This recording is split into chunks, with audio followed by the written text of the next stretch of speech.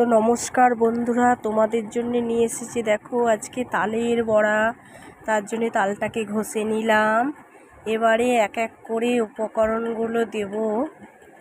তাল ফার্স্টে তালের মাড়িটা দিলাম, এবারে দিচ্ছি ময়দা, চাল বাটা, এবারে নারকেল কোড়া, কলা, এবারে একটু খাওয়ার সোডা দিলাম, এবারে দিচ্ছি একটু ময়দা, স্বাদ মতো একটু গুঁড়ো দুধ, চিনি, সুজি, সব উপকরণগুলো দিয়ে ভালোভাবে মাখিয়ে নিতে হবে অনেকক্ষণ।